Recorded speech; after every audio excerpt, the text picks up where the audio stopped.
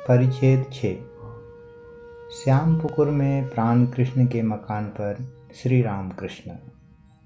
श्री रामकृष्ण ने आज कलकत्ते में शुभागमन किया है। श्रीयुक्त प्राण कृष्ण मुखोपाध्याय के श्यामपुकुर वाले मकान के 2 मंजिले पर बैठक घर में भक्तों के साथ बैठे हैं। अभी अभी भक्तों के साथ बैठकर प्रसाद पा चुके हैं। आज 2 अप्रैल रविवार 1882 ईस्वी चैत्र शुक्ला चतुर्दशी है। इस समय दिन के 1-2 बजे होंगे। कप्तान उसी मोहल्ले में रहते हैं। श्री रामकृष्ण की इच्छा है कि इस मकान में विश्राम करने के बाद कप्तान के घर होकर उनसे मिलकर कमल कुटीर नामक मकान में श्री केशव सेन को देखने जाएं। प्राण कृष्ण बैठक घर में बैठे हैं। राम, मनोहर, केदार, सुरेंद्र, गिरेंद्र, सुरेंद्र के भाई, राखाल, बलराम मास्टर आदि भक्तगण उपस्थित हैं। मोहल्ले के कुछ सज्जन तथा अन्य दूसरे निमंत्रित व्यक्ति भी आए हैं। श्री रामकृष्ण क्या कहते हैं यह सुनने के लिए सभी उत्सुक होकर बैठे हैं। श्री रामकृष्ण कह रहे हैं, ईश्वर और उनका ऐश्वर्य, यह जगत उनका ऐश्वर्य है, परंतु ऐश्वर्य देखकर ही सब लोग भूल जाते हैं। जिनका ऐश्वर्य है उनकी खोज नहीं करते। कामनी कांचन का भोग करने सभी जाते हैं, परंतु उसमें दुख और अशांति ही अधिक है। संसार मानो विशालाक्षी नदी का भंवर है। नाव भंवर में पड़ने पर फिर उसका बचना कठिन है। गोखरू कांटे की तरह एक छूटता है तो दूसरा जकड़ जाता है। गोरख धंधे में एक बार घुसने पर निकलना कठिन है। मनुष्य मानो जल सा जाता है। एक भक्त, महाराज तो उपाय साधु संग और प्रार्थना। श्री रामकृष्ण उपाय साधु संग और प्रार्थना। वैद्य के पास गए बिना रोग ठीक नहीं होता। साधु संग एक ही दिन करने से कुछ नहीं होता, सदा ही आवश्यक है।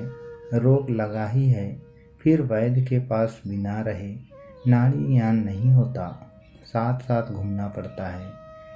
तब समझ में आता है कि कौन कफ की नाड़ी है और कौन पित्त की नाड़ी। भक्त साधु संग से क्या उपकार होता है। श्री रामकृष्ण। ईश्वर पर अनुराग होता है, उनसे प्रेम होता है। व्याकुलता न आने से कुछ भी नहीं होता।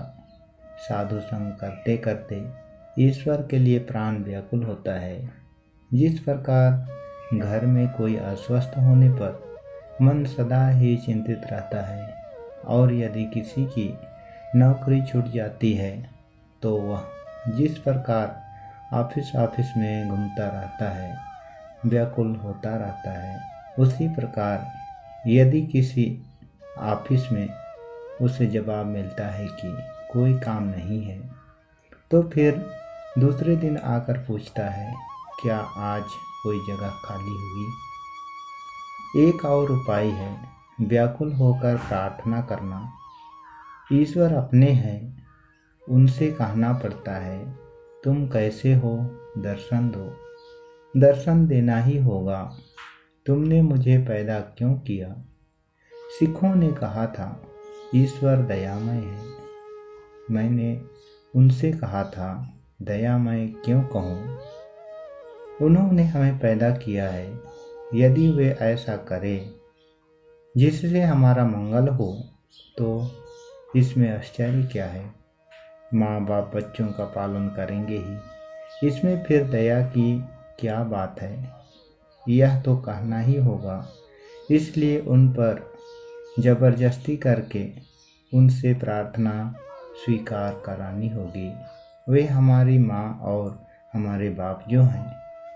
लड़का यदि खाना पीना छोड़ दे तो माँ बाप उसके बालिग होने के 3 वर्ष पहले ही उसका हिस्सा उसे दे देते हैं। फिर जब लड़का पैसा मांगता और बार बार कहता है, माँ तेरे पैरों पड़ता हूँ, मुझे 2 पैसे दे दे, तो माँ हैरान होकर उसकी व्याकुलता देख पैसा फेंक ही देती है। साधु संग करने पर एक और उपकार होता है, सत्य और असत्य का विचार। सत्य नित्य पदार्थ अर्थात ईश्वर, असत्य अर्थात अनित्य। असत्य पथ पर मन जाते ही विचार करना पड़ता है। हाथी जब दूसरों के केले के पेड़ खाने के लिए सूंड बढ़ाता है तो उसी समय महावत उसे अंकुश मारता है। पड़ोसी, महाराज पाप बुद्धि क्यों होती है? श्री राम कृष्ण। उनके जगत में सभी प्रकार हैं, साधु लोग भी उन्होंने बनाए हैं, दुष्ट लोगों को भी उन्होंने ही बनाया है। सत बुद्धि भी वे देते हैं और असत बुद्धि भी।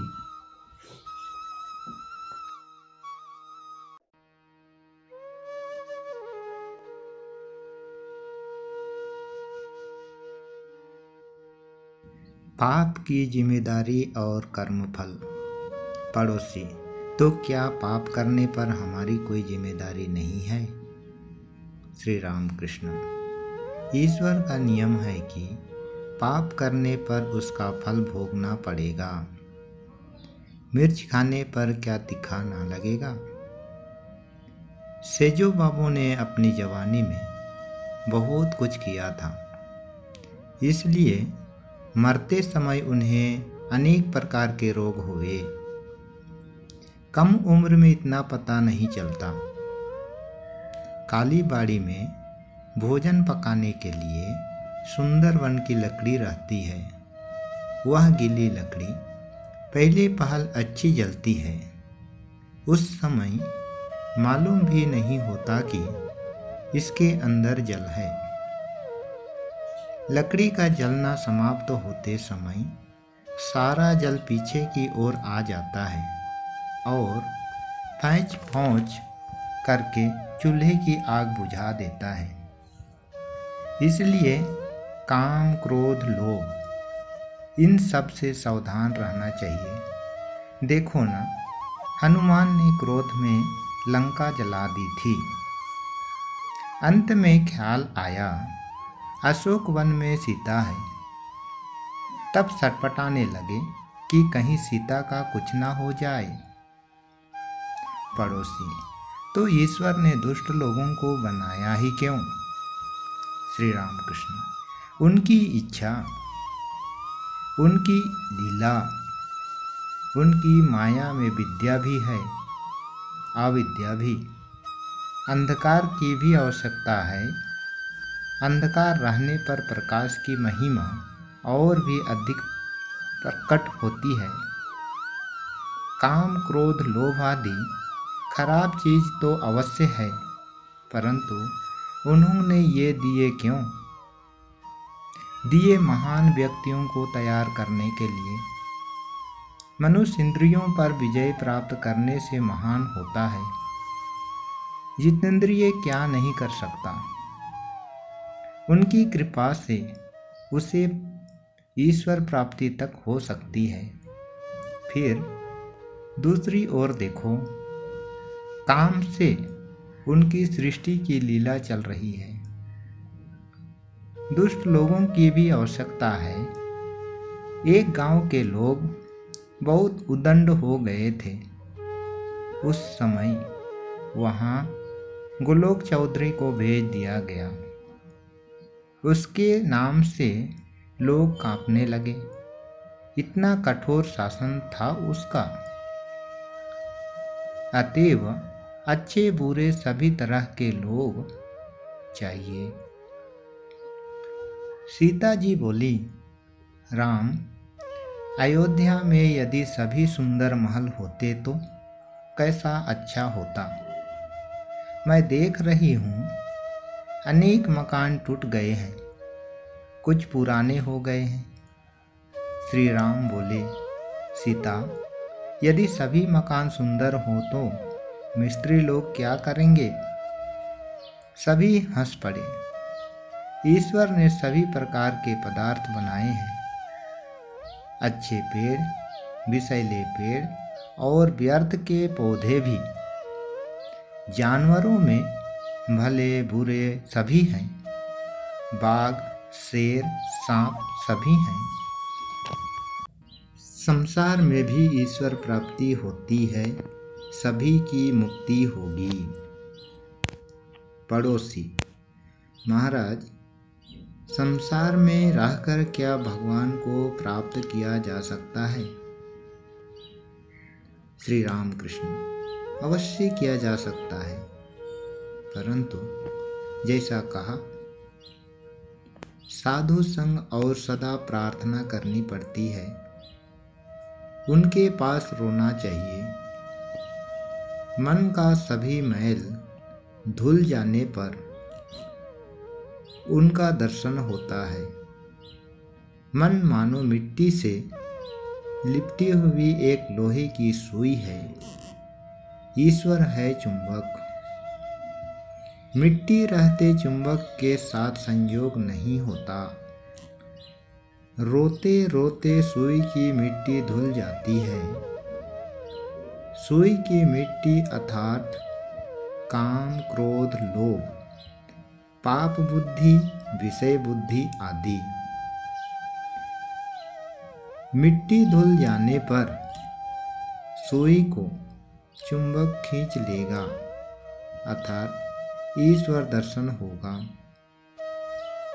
चित्त शुद्धि होने पर ही उनकी प्राप्ति होती है। ज्वार चढ़ा है, शरीर मानो भून रहा है, इसमें कुनैन से क्या काम होगा।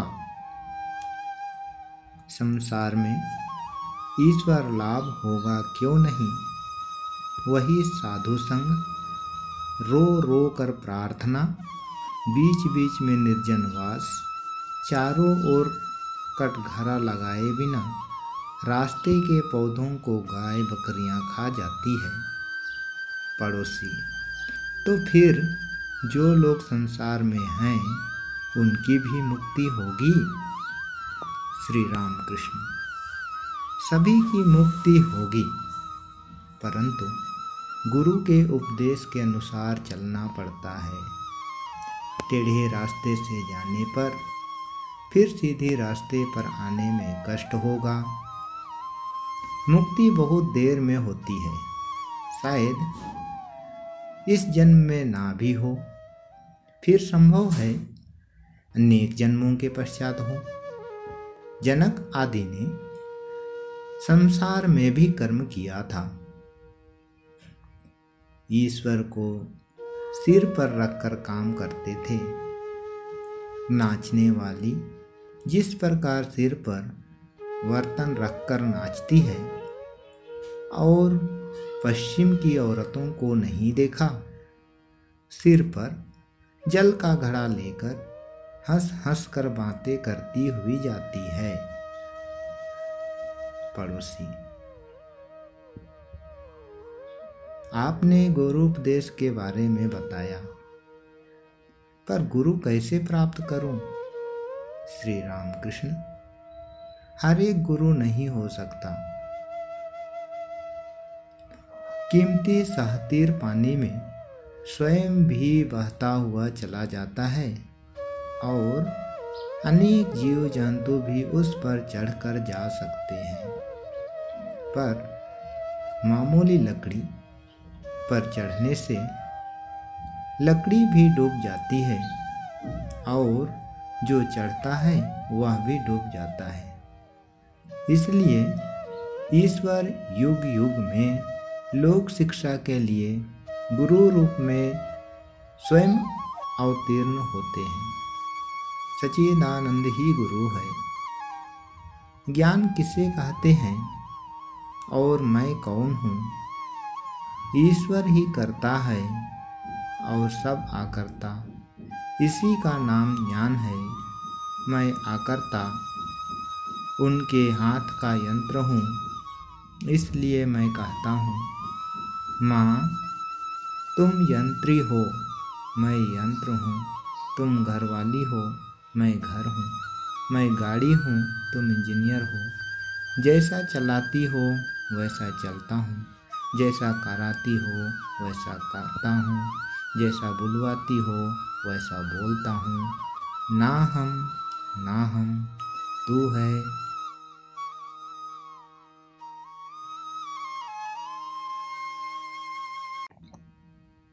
कमल कुटीर में श्री रामकृष्ण और श्री केशव सेन। श्री रामकृष्ण कप्तान के घर होकर श्रीयुक्त केशव सेन के कमल कुटीर नामक मकान पर आए हैं। साथ है राम, मनमोहन, सुरेंद्र, मास्टर आदि अनेक भक्त लोग। सब 2 मंजिले के हॉल में बैठे हैं। श्री प्रताप मजुमदार, श्री त्रैलोक्य आदि ब्रह्म भक्त भी उपस्थित हैं। श्री रामकृष्ण केशव को बहुत प्यार करते हैं। जिन दिनों बेलघर के बगीचे में वे शिष्यों के साथ साधन भजन कर रहे थे, तब अर्थात 1875 ईस्वी के माघोत्सव के बाद कुछ दिनों के अंदर ही एक दिन श्री रामकृष्ण ने बगीचे में जाकर उनके साथ साक्षात्कार किया था। साथ था उनका भंजा हृदय राम। बेलघर के इस बगीचे में उन्होंने केशव से कहा था, तुम्हारी दुम झड़ गई है, अर्थात तुम सब कुछ छोड़कर संसार के बाहर भी रह सकते हो और फिर संसार में भी रह सकते हो। जिस प्रकार मेंढक के बच्चे की दुम झड़ जाने पर वह पानी में भी रह सकता है और फिर जमीन पर भी। इसके बाद दक्षिणेश्वर में कमल कुटीर में ब्रह्म समाज आदि स्थानों में अनेक बार श्री रामकृष्ण ने वार्तालाप के सिलसिले में उन्हें उपदेश दिया था। अनेक पंथों से तथा अनेक धर्मों द्वारा ईश्वर प्राप्ति हो सकती है। बीच बीच में निर्जन में साधन भजन करके भक्ति लाभ करते हुए संसार में रहा जा सकता है। जनक आदि ब्रह्म ज्ञान प्राप्त करके संसार में रहे थे। व्याकुल होकर उन्हें पुकारना पड़ता है, तब वे दर्शन देते हैं। तुम लोग जो कुछ करते हो निराकार का साधन, वह बहुत अच्छा है।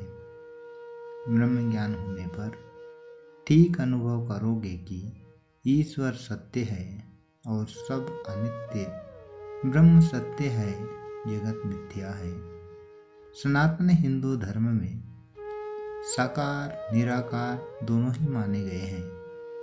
अनेक भावों से ईश्वर की पूजा होती है। शांत, दास्य, सख्य, वात्सल्य, मधुर। शहनाई बजाते समय एक आदमी केवल पो ही बजाता है, परंतु उसके बाजे में 7 छेद रहते हैं और दूसरा व्यक्ति जिसके बाजे में 7 छेद हैं, वह अनेक राग रंगनियाँ बजाता है। तुम लोग साकार को नहीं मानते, इसमें कोई हानि नहीं। निराकार में निष्ठा रहने से भी हो सकता है, परंतु साकारवादियों के केवल प्रेम के आकर्षण को लेना, माँ कहकर उन्हें पुकारने से भक्ति प्रेम और भी बढ़ जाएगा। कभी दास्य, कभी साक्य, कभी वात्सल्य, कभी मधुर भाव। कोई कामना नहीं है, उन्हें प्यार करता हूँ, यह बहुत अच्छा भाव है। इसका नाम है अहेतुक भक्ति। रुपया पैसा मान इज्जत कुछ भी नहीं चाहता हूँ। चाहता हूँ केवल तुम्हारे चरण कमलों में भक्ति। वेद पुराण तंत्र में एक ईश्वर ही की बात है और उनकी लीला की बात। ज्ञान भक्ति दोनों ही है। संसार में दासी की तरह रहो। दासी सब काम करती है पर उसका मन रहता है अपने घर में। मालिक के बच्चों को पालती पोसती है, कहती है मेरा हरि मेरा राम, परंतु खूब जानती है लड़का उसका नहीं है। तुम लोग जो निर्जन में साधना करते हो यह बहुत अच्छा है, उनकी कृपा होगी। जनक राजा ने निर्जन में कितनी साधना की थी। साधना करने पर ही तो संसार में निर्लिप्त होना संभव है। तुम लोग भाषण देते हो सभी के उपकार के लिए, परंतु ईश्वर को प्राप्त करने के बाद तथा उनके दर्शन प्राप्त कर चुकने के बाद ही भाषण देने से उपकार होता है। उनका आदेश ना पाकर दूसरों को शिक्षा देने से उपकार नहीं होता। ईश्वर को प्राप्त किए बिना उनका आदेश नहीं मिलता। ईश्वर के प्राप्त होने का लक्षण है मनुष्य बालक की तरह, जड़ की तरह, उन्माद वाले की तरह, पिशाच की तरह हो जाता है। जैसे सुखदेव आदि। चैतन्य देव कभी बालक की तरह, कभी उन्मत्त की तरह नृत्य करते थे, हंसते थे, रोते थे, नाचते थे, गाते थे। पूरी धाम में जब थे तब बहुधा जड़ समाधि में रहते थे। श्री केशव की हिंदू धर्म पर उत्तरोत्तर अधिकाधिक श्रद्धा। इस प्रकार अनेक स्थानों में श्री रामकृष्ण ने वार्तालाप के सिलसिले में श्री केशव चंद्र सेन को अनेक प्रकार के उपदेश दिए थे। बेलघर के बगीचे में प्रथम दर्शन के बाद केशव ने 28 मार्च 1875 ईस्वी के रविवार वाले मिरर समाचार पत्र में लिखा था, हमने थोड़े दिन हुए दक्षिणेश्वर के परमहंस श्री रामकृष्ण का बेलघर के बगीचे में दर्शन किया है। उनकी गंभीरता, अंतर्दृष्टि, बाल स्वभाव देख हम मुग्ध हुए हैं। वे शांत स्वभाव तथा कोमल प्रकृति के हैं और देखने से ऐसे लगते हैं मानो सदा योग में रहते हैं। इस समय हमारा ऐसा अनुमान हो रहा है कि हिंदू धर्म के गंभीरतम स्थलों का अनुसंधान करने पर कितनी सुंदरता, सत्यता तथा साधुता देखने को मिल सकती है। यदि ऐसा न होता तो परमहंस की तरह ईश्वरी भाव में भावित योगी पुरुष देखने में कैसे आते। 1876 ईस्वी के जनवरी में फिर माघोत्सव आया। उन्होंने टाउन हॉल में भाषण दिया। विषय था ब्रह्म धर्म और हमारा अनुभव, आवर फेथ एंड एक्सपीरियंसेस। इसमें भी उन्होंने हिंदू धर्म की सुंदरता के संबंध में अनेक बातें कही थी। श्री रामकृष्ण उन पर जैसा स्नेह रखते थे, केशव की भी उनके प्रति वैसे ही भक्ति थी। प्रायः प्रतिवर्ष ब्रह्मोत्सव के समय तथा अन्य समय भी केशव दक्षिणेश्वर में जाते थे और उन्हें कमल कुटीर में ले आते थे। कभी कभी अकेले कमल कुटीर के दूसरे मंजिले पर उपासना गृह में उन्हें परम आंतरंग मानते हुए भक्ति के साथ ले जाते तथा एकांत में ईश्वर की पूजा करते और आनंद मनाते थे। 1879 के भद्रोत्सव के समय केशव श्री रामकृष्ण को फिर निमंत्रण देकर बेलघर के तपोवन में ले गए थे। 15 सितंबर सोमवार और फिर 21 सितंबर को कमल कुटीर के उत्सव में सम्मिलित होने के लिए ले गए। इस समय श्री रामकृष्ण के समाधिस्थ होने पर ब्रह्म भक्तों के साथ उनका फोटो लिया गया। श्री रामकृष्ण खड़े खड़े समाधिस्थ थे। हृदय उन्हें पकड़कर खड़ा था। 22 अक्टूबर को महाअष्टमी नवमी के दिन केशव ने दक्षिणेश्वर में जाकर उनका दर्शन किया। 29 अक्टूबर 1879 बुधवार को शरद पूर्णिमा के दिन के 1 बजे के समय केशव फिर भक्तों के साथ दक्षिणेश्वर में श्री रामकृष्ण का दर्शन करने गए थे। स्टीमर के साथ सजी सजाई एक बड़ी नौका, 6 अन्य नौकाएं और 2 छोटी नावें भी थी। करीब 80 भक्तगण थे। साथ में झंडा, फूल पत्ते, मृदंग, करताल, भेरी भी थे। हृदय अभ्यर्थना करके केशव को स्टीमर से उतार लाया। गाना गाते गाते गाने का मर्म इस प्रकार है। सूरधुनी के तट पर कौन हरि का नाम लेता है, संभवतः प्रेम देने वाले निताई आए हैं। ब्रह्म भक्तगण भी पंचवटी से कीर्तन करते करते उनके साथ आने लगे। सच्चिदानंद विग्रह रूपानंद घन उनके बीच में थे। श्री राम कृष्ण बीच बीच में समाधि मग्न हो रहे थे। इस दिन संध्या के बाद गंगा जी के घाट पर पूर्ण चंद्र के प्रकाश में केशव ने उपासना की थी। उपासना के बाद श्री रामकृष्ण कहने लगे, तुम सब बोलो, ब्रह्म आत्मा भगवान, ब्रह्म माया जीव जगत, भागवत भक्त भगवान। केशव आदि ब्रह्म भक्तगण उस चंद्र किरण में भगीरथी के तट पर एक स्वर से श्री रामकृष्ण के साथ साथ उन सब मंत्रों का भक्ति के साथ उच्चारण करने लगे।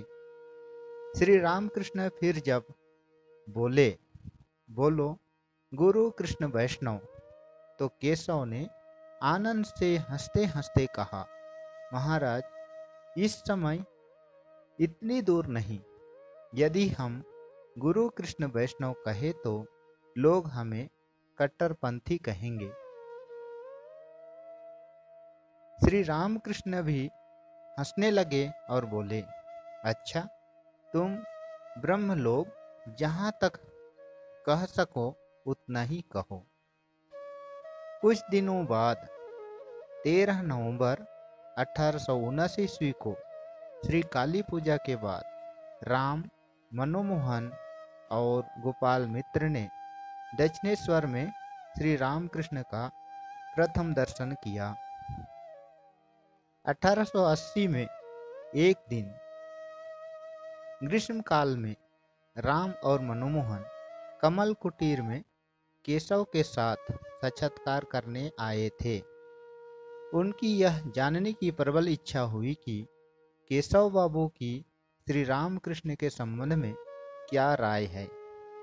उन्होंने केशव बाबू से जब यह प्रश्न किया तो उन्होंने उत्तर दिया, दक्षिणेश्वर के परमहंस साधारण व्यक्ति नहीं है। इस समय पृथ्वी भर में इतना महान व्यक्ति दूसरा कोई नहीं है। वे इतने सुंदर, इतने असाधारण व्यक्ति है कि उन्हें बड़ी सावधानी के साथ रखना चाहिए। देखभाल न करने पर उनका शरीर अधिक टिक नहीं सकेगा। इस प्रकार की सुंदर मूल्यवान वस्तु को कांच की अलमारी में रखना चाहिए। इसके कुछ दिनों बाद 1881 ईस्वी के माघोत्सव के समय पर जनवरी के महीने में केशव श्री रामकृष्ण का दर्शन करने के लिए दक्षिणेश्वर में गए थे। उस समय वहां पर राम, मनमोहन, जयगोपाल सेन आदि अनेक व्यक्ति उपस्थित थे। 15 जुलाई 1881 ईस्वी को केशव फिर श्री रामकृष्ण को दक्षिणेश्वर से स्टीमर में ले गए। 1881 के नवंबर मास में मनमोहन के मकान पर जिस समय श्री रामकृष्ण का शुभागमन तथा उत्सव हुआ था, उस समय भी आमंत्रित होकर केशव उत्सव में सम्मिलित हुए थे। श्री त्रैलोक्य आदि ने भजन गाया था। 1881 ईस्वी के दिसंबर मास में श्री रामकृष्ण आमंत्रित होकर राजेंद्र मित्र के मकान पर गए थे। श्री केशव भी गए। यह मकान ठनठनिया के बेचू चटर्जी स्ट्रीट में है। राजेंद्र थे राम तथा मनमोहन के मौसा। राम, मनमोहन, ब्रह्मभक्त, राजमोहन तथा राजेंद्र ने केशव को समाचार देकर निमंत्रित किया था। केशव को जिस समय समाचार दिया गया, उस समय वे भाई अघोरनाथ के शोक में अशौच अवस्था में थे। प्रचारक भाई अघोर ने 8 दिसंबर बृहस्पतिवार को लखनऊ शहर में देह त्याग किया था। सभी ने अनुमान किया कि केशव ना आ सकेंगे। समाचार पाकर केशव बोले, यह कैसे? परमहंस महाशय आएंगे और मैं ना जाऊं? अवश्य जाऊंगा। अशौच में हूं, इसलिए मैं अलग स्थान पर बैठकर खाऊंगा। मनमोहन की माता परम भक्तिमती श्यामा सुंदरी देवी ने श्री रामकृष्ण को भोजन परोसा था। राम भोजन के समय पास खड़े थे। जिस दिन राजेंद्र के घर पर श्री रामकृष्ण ने शुभागमन किया, उस दिन तीसरे पहर सुरेंद्र ने उन्हें चीना बाजार में ले जाकर उनका फोटो उतरवाया था। श्री रामकृष्ण खड़े खड़े समाधि मग्न थे। उत्सव के दिन महेंद्र गोस्वामी ने भागवत की कथा की। जनवरी 1882 ईस्वी माघोत्सव के उपलक्ष्य में सिमोलिया ब्रह्म समाज के उत्सव में ज्ञान चौधरी के मकान पर श्री रामकृष्ण और केशव आमंत्रित होकर उपस्थित थे। आंगन में कीर्तन हुआ। इसी स्थान में श्री रामकृष्ण ने पहले पहल नरेंद्र का गाना सुना और उन्हें दक्षिणेश्वर आने के लिए कहा। 23 फरवरी 1882 ईस्वी बृहस्पतिवार को केशव ने दक्षिणेश्वर में भक्तों के साथ श्री रामकृष्ण का फिर से दर्शन किया।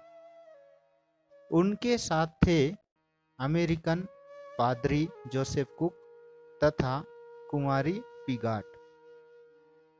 ब्रह्म भक्तों के साथ केशव ने श्री रामकृष्ण को स्टीमर पर बैठाया। कुक साहब ने श्री रामकृष्ण की समाधि स्थिति देखी थी। उस समय श्री नागेंद्र आदि जहाज में उपस्थित थे। उनके मुख से समस्त वार्ता सुन 10-15 दिन के अंदर मास्टर ने दक्षिणेश्वर में श्री रामकृष्ण का प्रथम दर्शन किया। 3 माह बाद अप्रैल माह में श्री रामकृष्ण कमल कुटीर में केशव को देखने आए। उसी का थोड़ा सा विवरण निम्नलिखित परिच्छेद में दिया गया है। श्री रामकृष्ण का केशव के प्रति स्नेह, जगन माता के पास नारियल शक्कर की मन्नत। आज कमल कुटीर के उसी बैठक घर में श्री रामकृष्ण भक्तों के साथ बैठे हैं। 2 अप्रैल 1882 ईस्वी रविवार दिन के 5 बजे का समय। केशव भीतर के कमरे में थे। उन्हें समाचार दिया गया। कमीज पहनकर और चादर ओढ़कर उन्होंने आकर प्रणाम किया। उनके भक्त मित्र कालीनाथ बसु रुग्ण है, वे उन्हें देखने जा रहे हैं।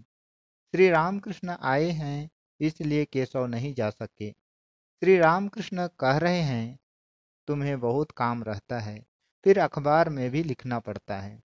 वहाँ दक्षिणेश्वर जाने का अवसर नहीं रहता, इसलिए मैं ही तुम्हें देखने आ गया हूँ। तुम्हारी तबीयत ठीक नहीं है, यह जानकर नारियल शक्कर की मन्नत मानी थी। माँ से कहा, माँ, यदि केशव को कुछ हो जाए तो फिर कलकत्ता जाकर किसके साथ बात करूँगा। श्री प्रताप आदि ब्रह्म भक्तों के साथ श्री रामकृष्ण वार्तालाप कर रहे हैं। पास ही मास्टर को बैठे देख वे केशव से कहते हैं, वे वहाँ पर दक्षिणेश्वर में क्यों नहीं जाते हैं, पूछो तो। इतना ये कहते हैं कि स्त्री बच्चों पर मन नहीं है। 1 मास से कुछ अधिक समय हुआ। मास्टर श्री रामकृष्ण के पास आया जाया करते हैं। बाद में जाने में कुछ दिनों का विलंब हुआ, इसलिए श्री रामकृष्ण इस प्रकार कह रहे हैं। उन्होंने कह दिया था, आने में देरी होने पर मुझे पत्र देना। ब्रह्म भक्त गण श्री समाध्यायी को दिखाकर श्री रामकृष्ण से कह रहे हैं, आप विद्वान हैं, वेद शास्त्र आदि का आपने अच्छा अध्ययन किया है। श्री रामकृष्ण कह रहे हैं, हाँ, इनकी आंखों में से इनका भीतरी भाग दिखाई दे रहा है, ठीक जैसे खिड़की की कांच में से घर के भीतर की चीजें दिखाई देती है। श्री त्रैलोक्य गाना गा रहे हैं। गाना हो रहा है, इतने में ही संध्या का दिया जलाया गया। गाना सुनते सुनते श्री रामकृष्ण एकाएक खड़े हो गए और माँ का नाम लेते लेते समाधि मग्न हो गए। कुछ स्वस्थ होकर स्वयं ही नृत्य करते करते गाना गाने लगे, जिसका आशय इस प्रकार है, मैं सुरापान नहीं करता, जय काली कहता हुआ सुधा का पान करता हूँ। वह सुधा मुझे इतना मतवाला बना देती है कि लोग मुझे नशाखोर कहते हैं। गुरुजी का दिया हुआ गुड़ लेकर उसमें प्रवृत्ति का मसाला मिलाकर ज्ञान रूपी कलार उससे शराब बनाता है और मेरा मतवाला मन उसे मूल मंत्र रूपी बोतल में से पीता है। पीने के पहले तारा कहकर मैं उसे शुद्ध कर लेता हूँ।